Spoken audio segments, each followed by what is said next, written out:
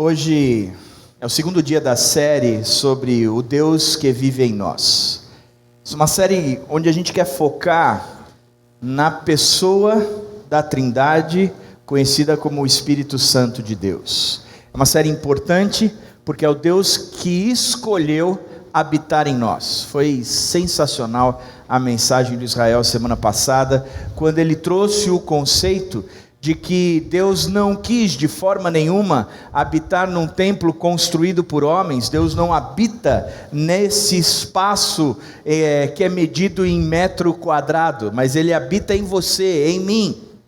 Ele escolheu por amor tornar-nos a sua moradia. Hoje eu quero pensar um pouco mais nesse texto e eu queria começar com uma homenagem a Suzy. A Suzy está aí?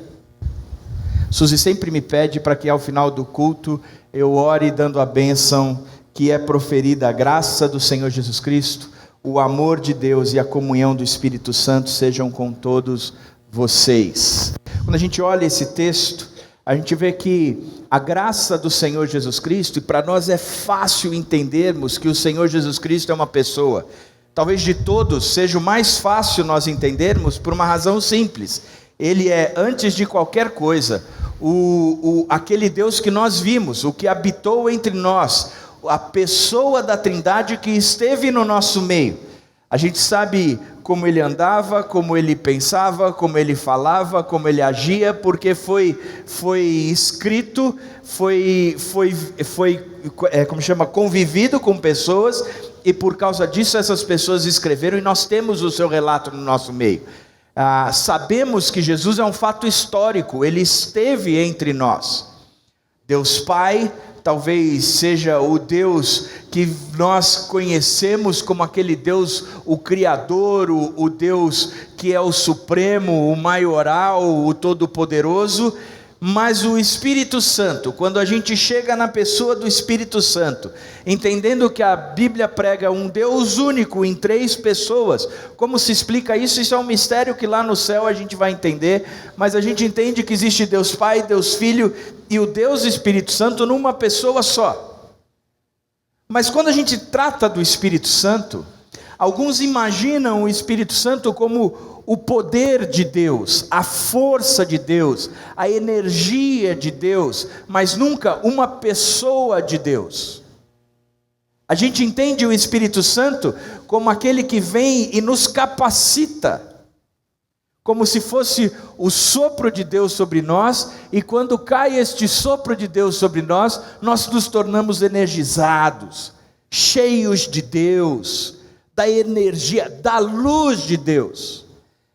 Mas quando a gente olha, inclusive para essa bênção proferida, a comunhão do Espírito Santo. Você não consegue ter comunhão com uma energia.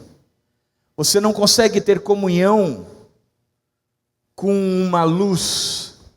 Você não consegue ter comunhão com um poder. Você não consegue ter comunhão com uma bicicleta. Você não consegue ter comunhão com uma boneca. Você não tem comunhão com o Falcon. Quem lembra do Falcon?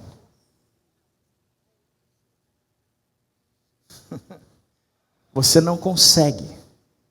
Você pode brincar com ele.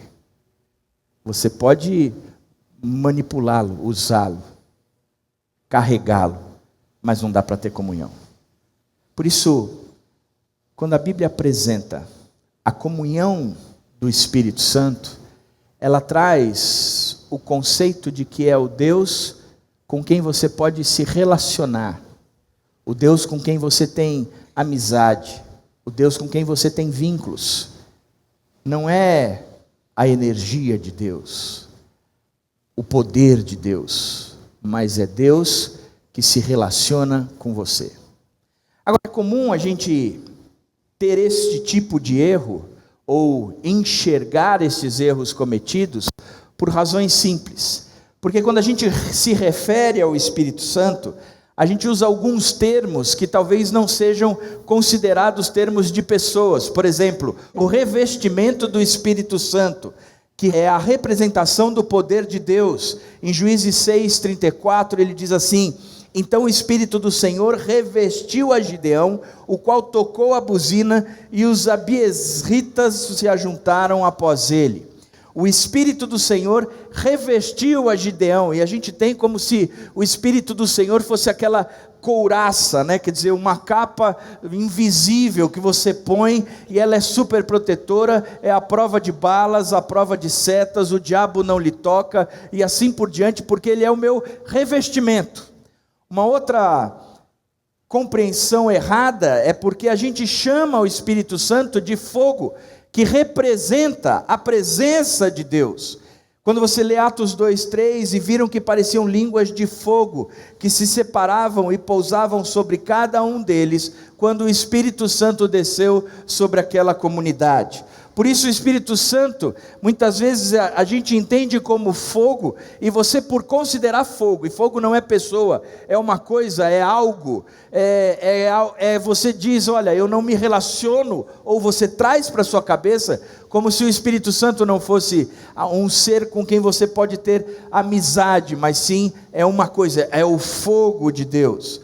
A terceira coisa é que nós também chamamos o Espírito Santo, ou consideramos o Espírito Santo como pomba, que é a representação da paz de Deus. Assim que Jesus foi batizado, saiu da água, naquele momento o céu se abriu, e ele viu o Espírito de Deus descendo como pomba e pousando sobre ele. O interessante é que para cada uma dessas considerações, há consideração no Velho e no Novo Testamento. No fogo, por exemplo, a gente lembra sempre do fogo ardente na sarça, que não se queimava, que não se consumia, e dali Deus, através do seu Espírito, fala com Moisés. A gente enxerga, por exemplo, a pomba no Velho Testamento, quando Noé solta a pombinha, e ela vai procurar abrigo, e ela volta com um galho na boca, como quem dissesse, pronto, a harmonia agora foi instaurada. Quando Jesus recebe o Espírito, e aquela pomba vem na representação do Espírito sobre ele, nós entendemos que a paz foi instaurada, porque o rei chegou, o reinado estava aqui. Mas a gente entende o Espírito Santo às vezes como uma pomba, e pomba é um animal, não é um ser, eu não me relaciono, eu não tenho comunhão, eu não divido as minhas cargas com a pomba. Por isso, eu olho para a pomba e digo, talvez o Espírito Santo não seja aquela pessoa com quem eu posso ter comunhão. Uma quarta ilustração é a do óleo, a representação do preparo de Deus. Em 1 Samuel 16:11 diz, Samuel apanhou o chifre cheio de óleo e ungiu a Davi na presença de seus irmãos. E a partir daquele dia, o Espírito do Senhor apoderou-se de Davi. A partir do momento que o óleo caiu na cabeça de Davi, e ele foi ungido, sendo abençoado por Samuel, como o futuro rei de Israel, o Espírito Santo entra na vida de Davi, e ele se torna cheio do Espírito. E a gente compara o Espírito ao óleo, e óleo é coisa, não é pessoa. Por fim, uma outra ilustração é quando a gente pensa na água, a representação da plenitude de Deus. Quem crê em mim, como diz a Escritura, do seu interior fluirão rios de água viva.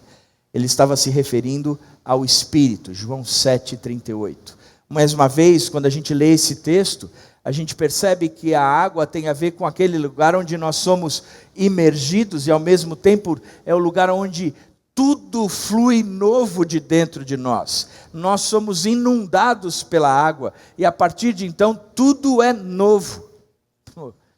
Interessante de olhar, e talvez a gente tenha dificuldades, ou a gente traga a dificuldade de olhar para o Espírito Santo como uma pessoa, porque em alguns momentos na Bíblia, a sua atuação estava ligada a algumas imagens que representavam a sua ação, mas que para nós, talvez alguns não enxerguem o Espírito Santo como aquele que eu e você podemos, como a bênção diz, ter a comunhão do Espírito Santo, o vínculo com o Espírito Santo, o relacionamento com o Espírito Santo, a amizade com o Espírito Santo.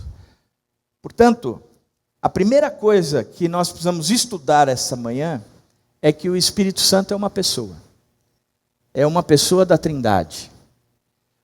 Nós podemos crer que é uma pessoa porque ele possui os atributos de uma pessoa. Por exemplo, ele tem mente. O texto diz que ele tem a capacidade de conhecer, de pensar.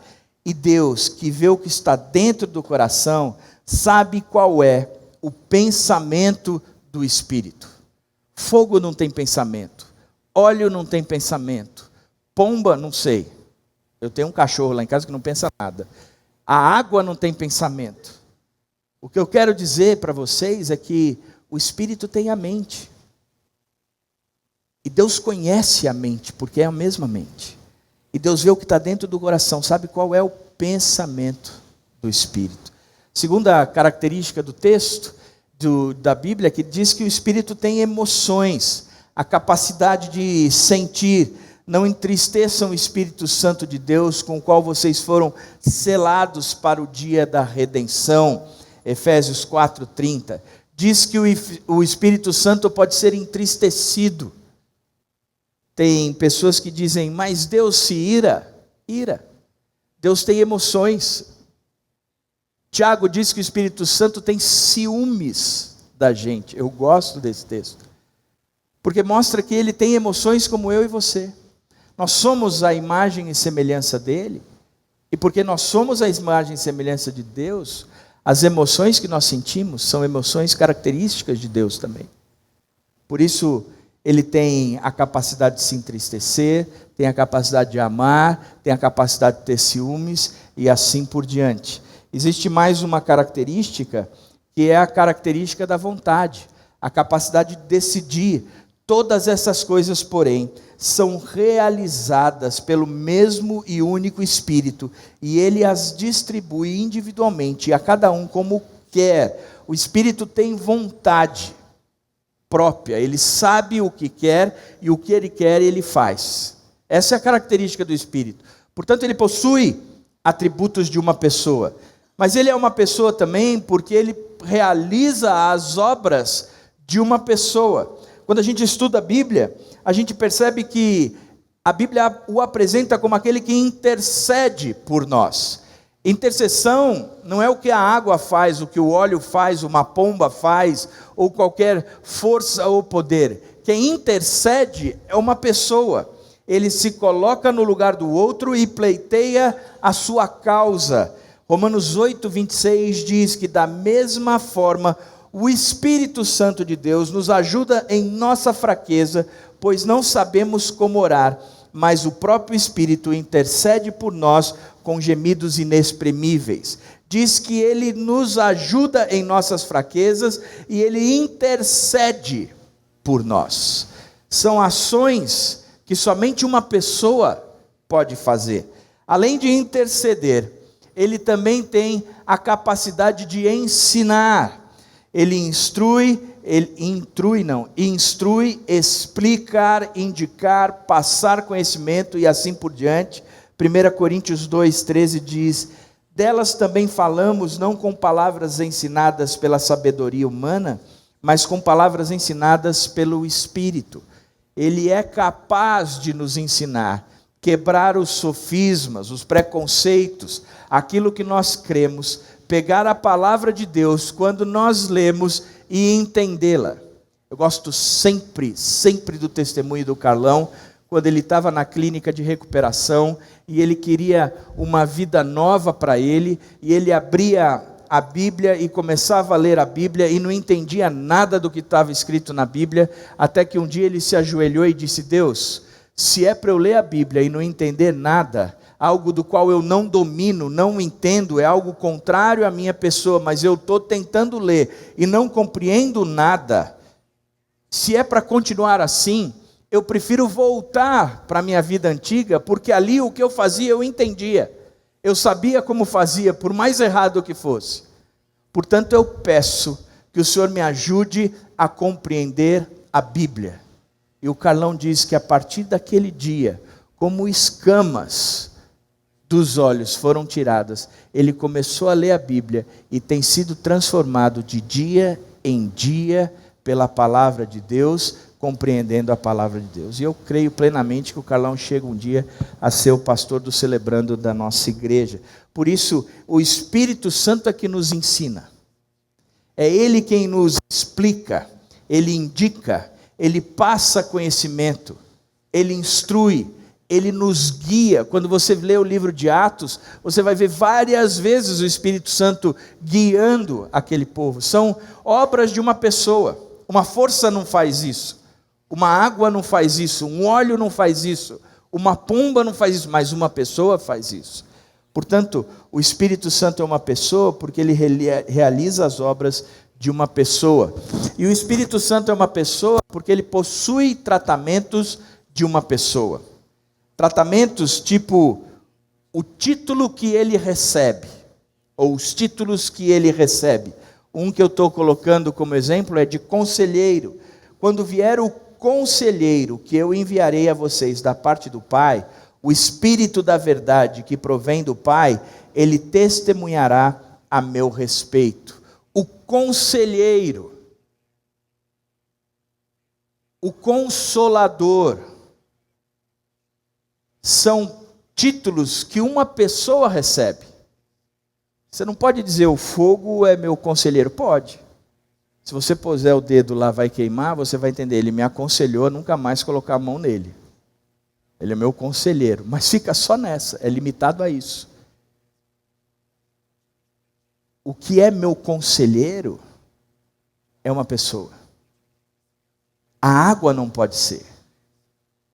Uma pomba não pode ser. Mas o Espírito Santo de Deus é. Uma outra característica é do próprio grego. Só que quem melhor responderia é nosso mestre Israel, que da gramática existe pronomes aplicados a ele, ela e coisas. É como no inglês, he, she, it. Eu não sei como isso se fala no grego porque não estudei. Mas a palavra grega traduzida como espírito é pneuma, da qual derivam palavras como pneumonia e pneumático. Visto que essa palavra está no gênero neutro, na língua grega, os pronomes referentes a ela normalmente deveriam estar também no gênero neutro, segundo as leis da língua grega. Contudo, no Novo Testamento são usados pronomes masculinos em vez de neutros e devem ser traduzidos por pronome português apropriado. Um exemplo disso é porque todos os que são guiados pelo Espírito de Deus são filhos de Deus. Você não é guiado por uma força fria e implacável, mas por um hóspede celestial, caloroso, amoroso, compassível, que conhece todas as curvas do caminho. É uma pessoa. É pessoa. Do grego, você já aprende, da língua original, você já aprende que o tratamento dado a ele é dado a uma pessoa, não é uma coisa, não é um objeto, não é água, não é óleo, não é revestimento, mas é uma pessoa. Por isso o Espírito de Deus é pessoa, pois ele possui tratamentos de pessoa. E a terceira coisa é que o Espírito é uma pessoa divina. Não é uma pessoa qualquer. Não é como eu. Não é como a minha sogra. Não é como Ariel. Não é como Viola. É uma pessoa divina. É uma pessoa da Trindade. O Espírito, ele é chamado de Deus, por isso é uma pessoa divina na Bíblia. E a gente pode perceber isso olhando para Isaías e Atos, onde o Velho Testamento anda confirmando no Novo Testamento que o Espírito Santo de Deus é uma pessoa. Em Isaías 6, 8 a 9, logo depois de Isaías, o profeta enxergar quem Deus era e o que ele, a santidade dele, então eu ouvi do Senhor uma voz conclamando: quem enviarei? Quem há de ir por nós? E eu respondi: eis-me aqui, envia-me. Ele me disse: vá e diga a esse povo. Interessante que você vê que Isaías, ele é impactado por uma pergunta feita, não por uma única pessoa, mas por pessoas. Quem há de ir por nós. Isso era a Trindade numa reunião, discutindo quem é que iria representá-lo no meio do povo de lábios impuros após purificar os lábios de Isaías. Da mesma forma, em Gênesis, nós vemos a mesma Trindade reunindo e discutindo: façamos nós o homem à nossa imagem e semelhança. Nunca foi um Deus único, mas é um Deus trino. E a Trindade se apresenta aqui através do questionamento dela, dizendo: quem é que nós vamos enviar? Mas quando a gente lê Atos no Novo Testamento, a gente vê os personagens de Atos citando novamente no penúltimo capítulo do livro, no último capítulo do livro, uma colocação que tem a ver apontada com Isaías, só que dessa vez no livro de Atos eles dizem quem foi que falou. Depois de Paulo ter feito essa declaração final, bem que o Espírito Santo falou aos seus antepassados por meio do profeta Isaías: vá a este povo e diga. No livro de Isaías, a voz do Senhor é quem diz. No livro de Atos, é a voz do Espírito Santo. Portanto, o Espírito Santo é uma pessoa divina, e isso é reconhecido do Velho Testamento no Novo Testamento. A segunda característica que nós podemos ver é que ele é chamado de Deus também na história de Ananias. Havia um casal, Ananias e Safira. Estes estavam vendo o movimento do Espírito Santo na igreja e via que algumas pessoas pegavam o terreno que tinham, vendiam aquele terreno e traziam o dinheiro para a comunidade, e a comunidade ali de cristãos, dirigida pelos seus apóstolos, pegavam aquela grana e distribuía a quem merecia. Olha, fulano está precisando, ciclano está precisando, obrigado por você ter vendido o seu terreno ou o seu patrimônio e ter trazido aqui para nós, porque de fato tem pessoas que estão precisando. E Ananias e Safira, um casal, eles viram isso e falaram: vamos ser espirituais também e vamos subir no status no meio da comunidade cristã. Nós temos um terreno, vamos vender o terreno, reter uma parte do terreno e comunicar à liderança da comunidade que nós estamos entregando o dinheiro da venda total do terreno. E assim eles fazem.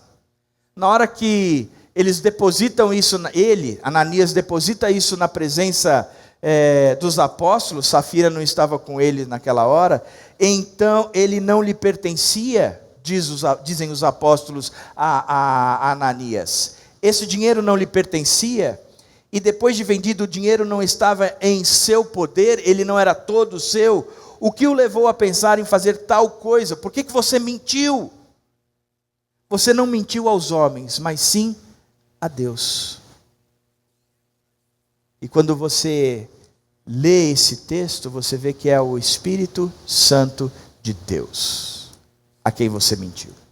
Significa que Ananias e Safira, eles mentem não para uma coisa, eles mentem não para um objeto, mas eles mentem para o próprio Deus. Por isso ele é chamado de Deus. A outra característica é que ele também possui os atributos de Deus. Primeiro, o próprio nome dele, e como ele é reconhecido na Bíblia, apresenta o Espírito como uma pessoa e uma pessoa divina, pois ele é o Espírito Santo. Aquele que é completa e absolutamente oposto a tudo o que é errado. Foi assim o nascimento de Jesus Cristo. Maria, sua mãe, estava prometida em casamento a José, mas antes que se unissem, achou-se grávida pelo Espírito Santo. E você vai ver que muitas vezes o nome é Espírito Santo, e santo somente Deus é quem pode ser. Por isso, aquele que é conhecido assim, que vê e se vive e que vive ausente de pecado, este é conhecido como o Espírito Santo, porque é uma pessoa da Trindade. Mas além de Espírito Santo, também é conhecido como onipresente. Ele está em toda parte, presente ao mesmo tempo. Salmo 139, 7 a 8 diz: para onde eu poderia escapar do teu Espírito?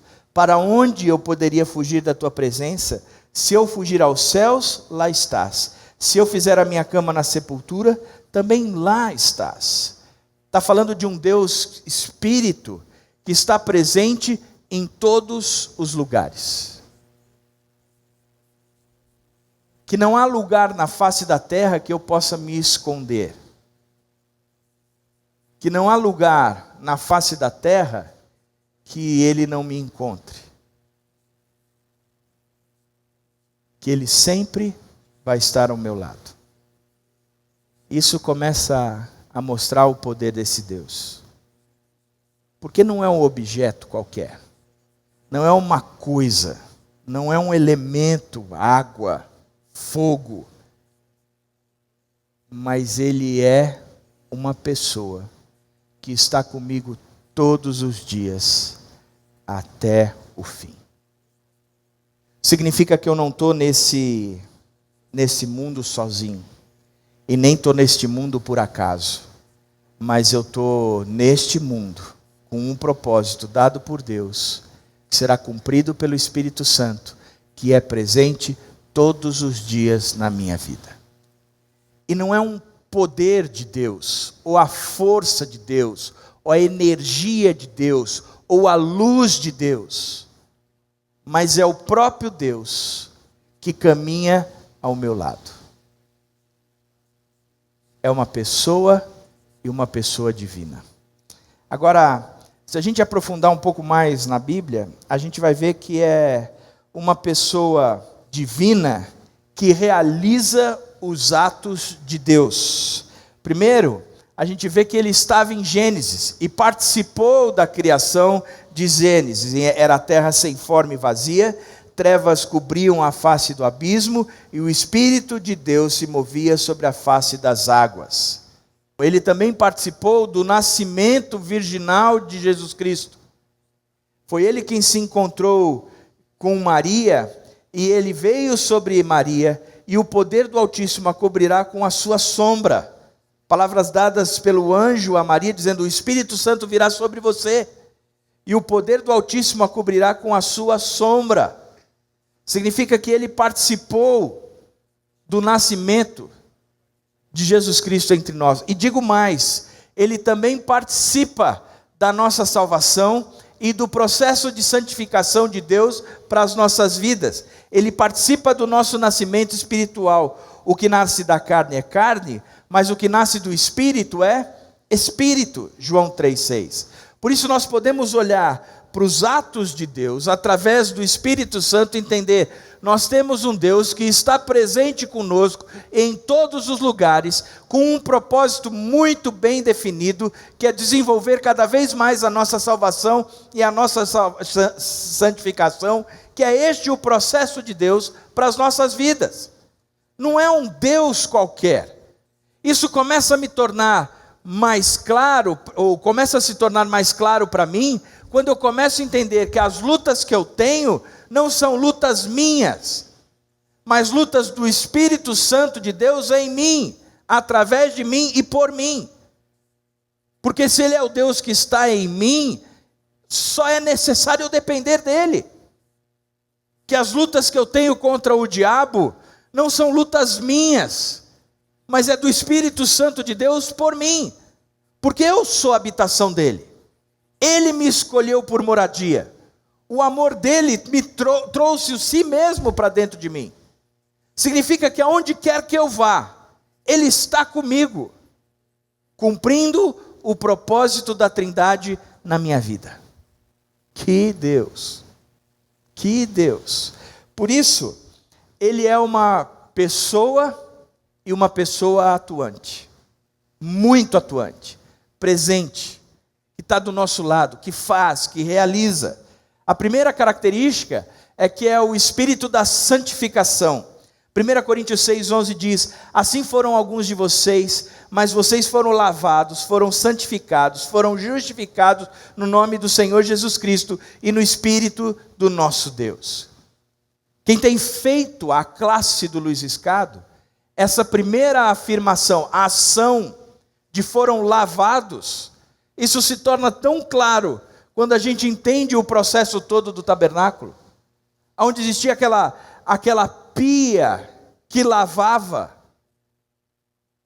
Primeiro você sacrificava, e Jesus Cristo fez isso, por isso que é uma ação feita no nome do Senhor Jesus Cristo, mas depois nós éramos lavados. Aí você podia entrar na presença de Deus. Aquele Deus que guia e aquele Deus que provê todas as coisas. Mas você só tinha a provisão e a direção por causa do sacrifício e por causa do banho, o ser lavado. Significa que o processo de tirar o pecado da minha vida, de trazer a vitória sobre o pecado, de não mais ser eu mesmo aquele que está sendo dirigido por mim. Como o próprio Paulo dizia, o bem que eu não quero, o bem que eu quero eu não faço, e o mal que eu não quero eu vivo fazendo. E Paulo mais tarde diz, o que mudou esse quadro foi o Espírito Santo de Deus. Recentemente eu peguei um casal que veio conversar comigo, dizendo que não dava mais para continuar. E eu deixei eles falarem. Primeiro veio o rapaz, falou, descreveu como estava a casa dele, disse que não dava para viver mais e assim por diante. Aí eu virei para ele e disse, abra sua Bíblia em Gálatas 5:19. Mas as obras da carne são... Ele começa com discussão, com idolatria, feitiçaria, imoralidade sexual, mas depois ele para e diz, ódio, brigas, divisões, ciúmes, ambição egoísta e assim por diante. E eu fui escrevendo essa lista toda e eu disse, olha, eu posso estar enganado, mas pelo que você me disse, a sua casa está aqui, ó, está descrita aqui na divisão, na discussão, nas brigas, nos ciúmes, na ira, no ódio. Não é isso? Ele falou, é isso mesmo, minha casa está aqui. Eu falei, então leia Gálatas 5:22 agora. O próximo texto. Mas o fruto do Espírito é amor, paz, alegria, bondade, benignidade, fidelidade, mansidão, domínio próprio. Que contra essas coisas não há lei, ou seja, pode tomar à vontade que não há contraindicação. Tome muitas vezes durante o dia que não vai te fazer mal, pelo contrário, vá tomando cada vez mais a respeito disso.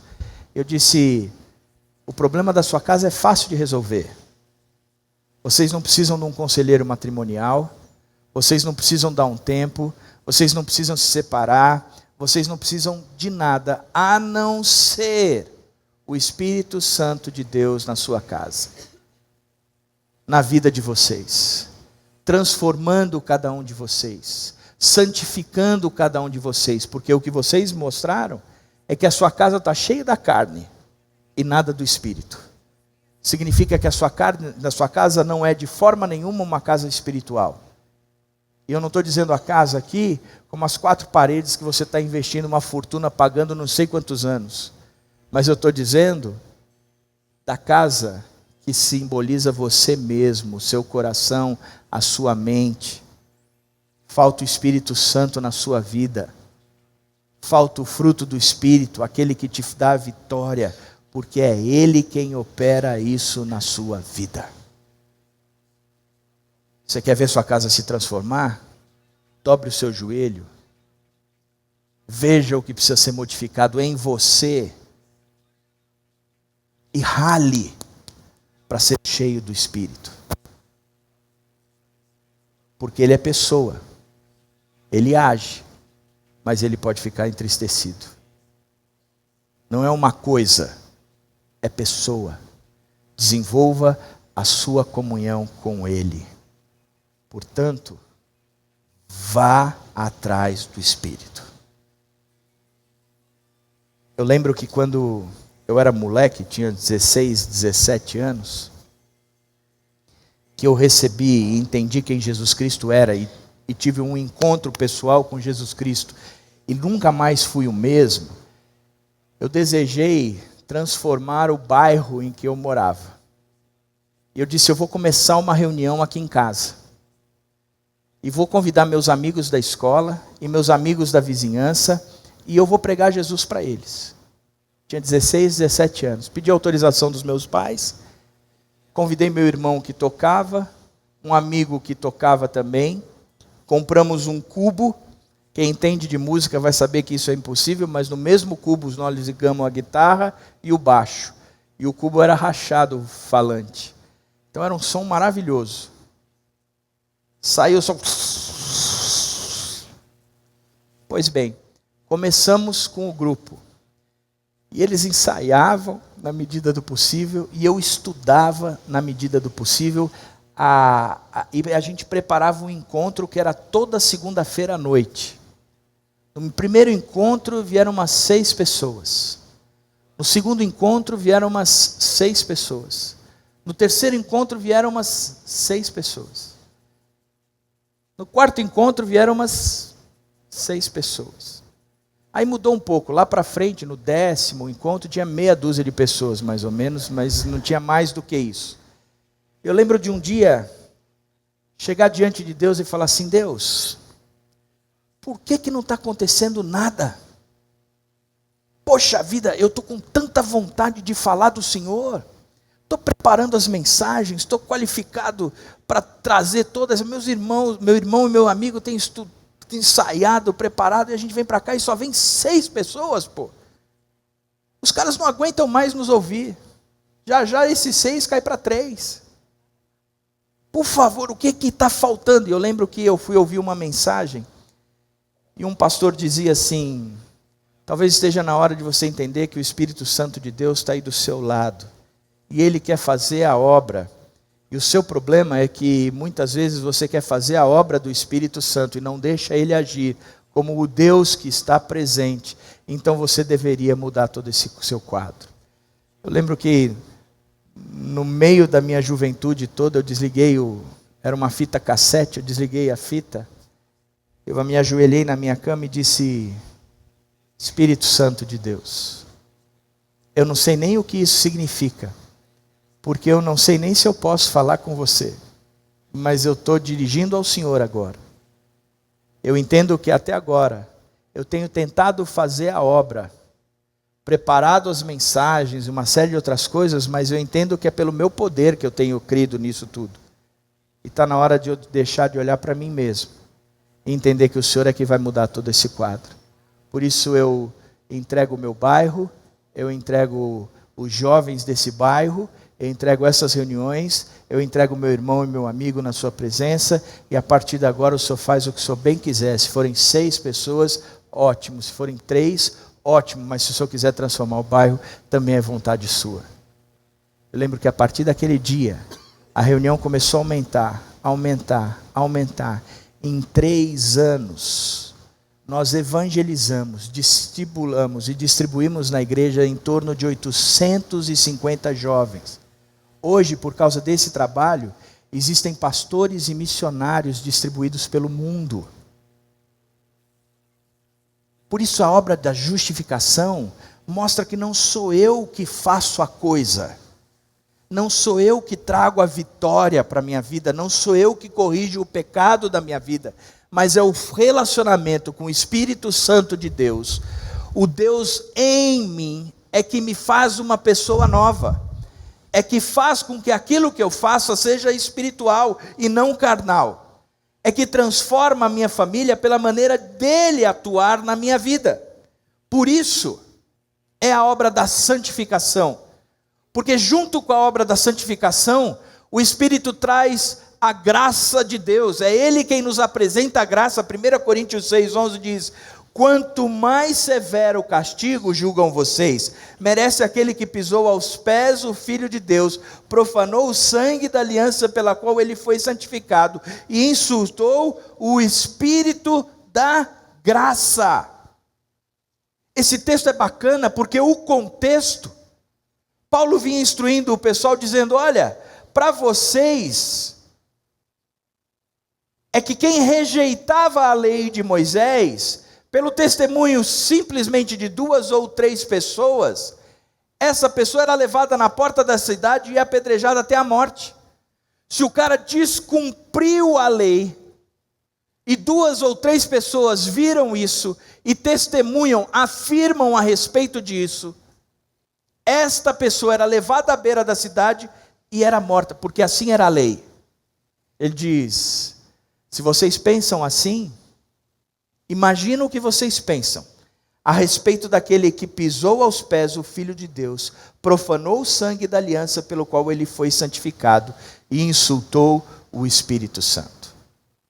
Neste contexto, ele traz 2 palavras em destaque: o juízo e a graça. Que a justificação me faz entender que aonde abundou o pecado, superabundou a graça. Que não importa o que eu seja, ou o que eu venho fazendo, mas o Espírito Santo de Deus é capaz de entrar na minha vida e me transformar por completo, para que eu nunca mais seja o mesmo, porque aonde abundou o pecado, o Espírito da graça faz com que a graça seja muito maior, eternamente maior do que o meu pecado. É Ele que vem sobre mim e que me dá a vitória sobre o pecado que eu não consigo obter vitória. É por causa da graça de Deus, que olhou para mim e disse: eu amo tanto você, mas eu te amo tanto, que eu sei que você é incapaz de obter a vitória sobre o seu próprio pecado. Portanto, eu, Jesus, desço dos céus e venho à terra, eu trago os seus pecados sobre a minha vida, eu tiro a condenação de você e eu volto para o céu. Mas logo depois, o meu Espírito, o Espírito Santo da graça, desce sobre você, e não só justificado você está, como agora você passa a viver de forma santa, por causa dele, e não tem nada a ver com você. É Ele quem te santifica, é Ele quem produz essa nova vida. É o Espírito, uma pessoa atuante, e por fim, é o Espírito da glória. O texto de 1 Pedro 4,14 diz: se vocês são insultados, é por causa do nome de Cristo. Felizes são vocês, pois o Espírito da glória, o Espírito de Deus, repousa sobre vocês. Sofrimento é um fato. O sofrimento interno e externo é um fato. O sofrimento daqueles que eu olho para mim mesmo e digo: o bem que eu quero eu não faço, mas o mal que eu não quero eu vivo fazendo, é um fato. O sofrimento daqueles que o diabo vem sobre mim e o diabo vem me destruir, é um fato. O sofrimento daquele de estar num país onde a corrupção impera e parece que não há solução, é um fato. O sofrimento de estar numa família onde muitas vezes os filhos não estão correspondendo àquilo que a gente esperaria, que o meu casamento não está correspondendo àquilo que eu gostaria, é um fato. E o que Pedro nos ensina é que a gente não deveria estranhar esse fogo ardente que anda no nosso meio, porque isso é fato. O próprio Jesus Cristo disse que no mundo nós passaríamos por aflições, isso é fato. Agora, o Espírito da glória significa que no meio das mais profundas lutas, no meio das mais tensas tribulações, no meio das mais densas trevas, quando você está abatido, desgastado, frustrado, Ele vem e o levanta. Quando você está triste, Ele vem e o alegra. Quando você está desesperado, Ele dá a sua glória. Enfim, Ele o leva para verdes pastagens, e lá te faz repousar, e te conduz às águas tranquilas, e te restaura o vigor, pois esta é a função do Espírito da glória: manifestar a glória de Deus nas nossas vidas. Não é outra função. O problema nosso é que nós carregamos para nós o conceito de que nós não temos um Deus presente em nós, que caminha conosco, que nos leva para frente, que nos empurra para chegarmos ao alvo que é Jesus Cristo. Nós achamos que nós temos uma força de Deus, uma energia de Deus, uma luz de Deus, uma representação de pomba, de água, de óleo, de uma série de outras coisas, mas não é isso que a Bíblia nos ensina.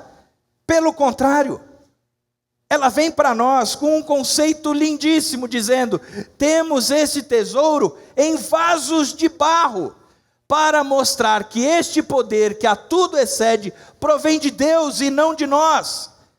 É um tesouro que está num vaso de barro, algo simples, frágil, que quebra, que se ninguém tomar cuidado ele se desfaz. Mas é um tesouro tão grande que está aqui mesmo. É aqui que ele se aloca, é aqui que ele se aloja, é aqui que ele se coloca.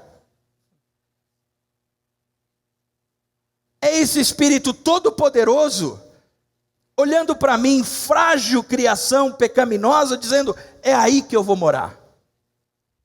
E o que é bacana nesse texto de Coríntios, o que é bonito nesse texto de Coríntios, é que ele continua dizendo: de todos os lados somos pressionados, mas não desanimados. Ficamos perplexos, mas não desesperados. Somos perseguidos, mas não abandonados. Abatidos, mas não destruídos. Trazemos sempre em nosso corpo o morrer de Jesus, para que a vida de Jesus também seja revelada em nosso corpo. Pois nós que estamos vivos, somos sempre entregues à morte por amor a Jesus, para que a sua vida também se manifeste em nosso corpo mortal. Porque sabemos que aquele que ressuscitou o Senhor Jesus Cristo dentre os mortos, também nos ressuscitará com Jesus, e nos apresentará com vocês. E Deus, que Deus! E não é um Deus longe, não é um Deus qualquer, não é um Deus que me vê desanimado, diz: ó, vou jogar um ânimozinho para você. Um Deus que me vê perplexo, diz: ó, eu não vou te deixar desamparado. É um Deus que não vai me deixar destruído, não vai me deixar abandonado, abatido, mas é um Deus que habita em mim, vive em mim, com um propósito definido, com um projeto pré-estabelecido, antes mesmo da fundação do mundo. É este Deus, o Espírito Santo, que resolveu neste vaso de barro fazer habitação. Por isso nós estamos muito, mas muito privilegiados. Porque no meio de todas essas crises, nós não estamos sós. Nós não estamos sós. E um dia Ele vai nos apresentar. E um dia Ele vai nos trazer de volta para casa. Um dia Ele vai nos levar para lá. E eu quero terminar com uma ilustração que eu ouvi essa semana. Diz que tinha um casal de missionários na China, trabalharam na China por 50 anos. E diz que eles foram presos por causa da China comunista. Um deles desenvolveu um tumor no cérebro. E a agência missionária que os mantinha na China disse: chegou a hora deles voltarem para casa agora, vamos aposentá-los, são 50 anos trabalhando, vamos encerrar isso tudo. E ele disse: tá bom. Virou para a esposa e disse: esposa, está na hora da gente acabar com o nosso trabalho aqui na China, vamos voltar para casa. 50 anos depois, no navio saindo da China para sua casa, para o seu país, ele e a esposa começaram a discutir qual era o tipo de recepção que eles teriam quando chegassem ao porto. E eles pensando, dizendo: eles vão dar uma festa, afinal de contas são 50 anos que nós estamos longe de casa, estamos voltando para casa agora. Vai ter uma festa, vai ter uma senhora recepção. E assim que o navio foi chegando perto do porto, eles viram que tinha uma banda, bandeiras, papéis. Eles: olha, a festa para nossa recepção está lá. Só que eles viajaram de terceira classe, eles não tinham dinheiro. E quem viaja de terceira classe tem que esperar a primeira classe sair, a segunda classe sair e a terceira classe saiu. Quando a terceira classe saiu, os papéis já estavam no chão, as bandeiras já tinham ido embora, e os músicos recolhiam os seus instrumentos, e eles disseram: ninguém preparou nada para a nossa recepção. 50 anos dedicados e ninguém preparou nada para a nossa recepção. Vamos para casa, mulher. Pegou a mulher e foram para casa. Chegaram na casinha, 50 anos depois, já meio acabada pelo tempo. Eles entraram na sala, tudo envolto com um pano cheio de pó, e ele descarregou tudo. A mulher foi para a cozinha, e ele, indignado porque ele voltou para casa sem uma recepção, ele disse: mulher, eu estou louco da vida, eu vou passear, eu vou caminhar, vou espairecer. Aproveita, fica aí com Deus e pergunta para Ele: por que é que nós não recebemos uma recepção digna, depois de ter trabalhado 50 anos na China, lutado por tudo isso? E ela falou: tá bom, vai espairecer. E ele foi. Ele caminhou, voltou para casa.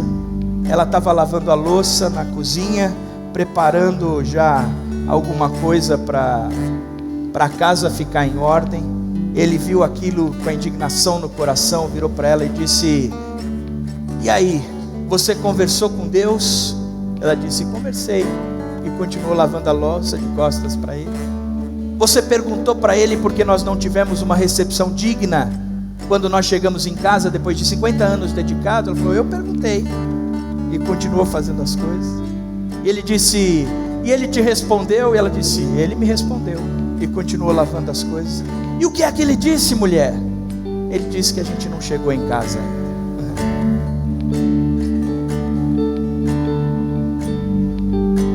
O Espírito Santo está do nosso lado.